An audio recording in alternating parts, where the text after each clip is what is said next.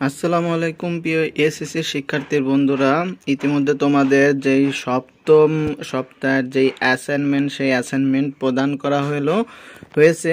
তো সেখানে আজকে আমরা বিস্তারিত আলোচনা করব। আমরা আজকে মানবিক শাখার যেই সাবজেক্টগুলো আছে সেই শাখার সাবজেক্টগুলো নিয়ে আমরা বিস্তারিত আলোচনা করব। আর তারপর যেই কথাটি সেটা হলো এই ভিডিওর নিচে ডিসক্রিপশন বক্সে কিভাবে তোমরা এই পিডিএফটা ডাউনলোড করবে, অর্থাৎ তোমাদের যে সপ্তম সপ্তাহের যে অ্যাসাইনমেন্টের পিডিএফটা ডাউনলোড করবে এর ভিডিও লিঙ্কটা এই ভিডিওর নিচে ডিসক্রিপশন বক্সে দেওয়া আছে, তোমরা সেখান থেকে দেখে নিও।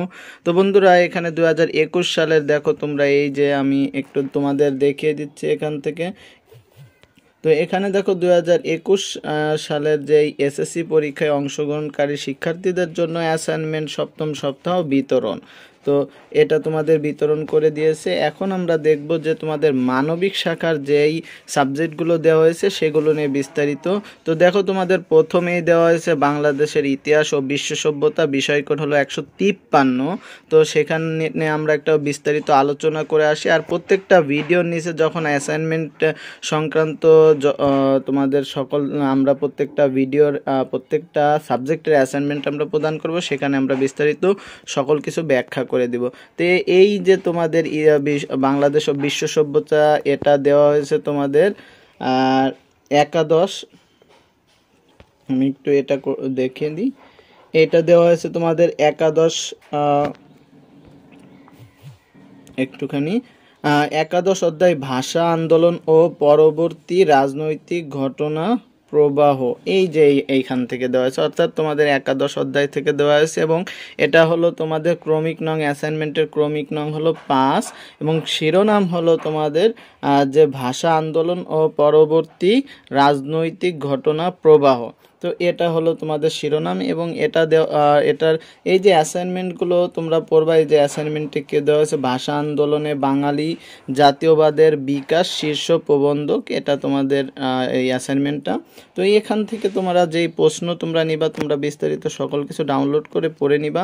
তো তোমাদের নির্দেশক অর্থাৎ ক নম্বরে প্রশ্ন দেওয়া হয়েছে ভাষা আন্দোলনের পটভূমি, এই যে ক নম্বরে প্রশ্ন দেওয়া হয়েছে। খ নম্বরে দেওয়া হয়েছে ভাষা আন্দোলনে বঙ্গবন্ধু অন্যান্য নেতৃত্ব ও নারী সমাজ, এটা দেওয়া হয়েছে। এবং খ নম্বরে তোমাদের দেওয়া হয়েছে, গ নম্বরে তোমাদের দেওয়া হয়েছে যে জাতীয়তাবাদ বিকাশে 52 এর ভাষা আন্দোলনের তাৎপর্য, এটা হলো গ নম্বরের প্রশ্ন। এবং ঘ নম্বরে দেওয়া হয়েছে বাংলা ভাষার আন্তর্জাতিকায়ন, এটা হলো ঘ নম্বরে। তো বন্ধুরা, আমরা যখন বাংলাদেশ ও বিশ্ব সভ্যতার এই অ্যাসাইনমেন্ট প্রদান করব, তখন আমরা বিস্তারিত সকল কিছু আমরা ওইখানে আলোচনা করব। তো এরপরে তোমাদের যে অ্যাসাইনমেন্টটা দেওয়া হয়েছে সেটা হলো অর্থনীতি, আর অর্থনীতির বিষয় কোড হলো 141। তো আমরা চলো এই অর্থনীতির সব কিছু একটু দেখে আসি যে কি কি দেওয়া হয়েছে এখানে। তো তোমাদের এটা দেওয়া হয়েছে ষষ্ঠ অধ্যায় থেকে, তো একটুখানি দেখে নাও তোমরা। এটা দেওয়া হয়েছে ষষ্ঠ অধ্যায় এবং এটার অ্যাসাইনমেন্টের ক্রমিক নং হলো 5 এবং ষষ্ঠ অধ্যায়ের যেই তোমাদের শিরোনাম দেওয়া হয়েছে সেটা হলো জাতীয় আয় ও এর পরিমাপ।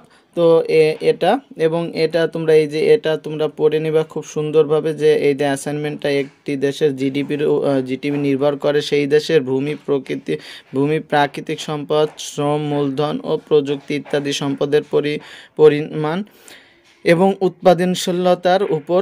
উক্ত তথ্যের আলোকে বাংলাদেশের মোট জিডিপির পরিমাণের পদ্ধতির ব্যাখ্যা সহ মাথাপিছু জিডিপির পরিমাণের সূত্রটি উদাহরণসহ উপস্থাপন করো।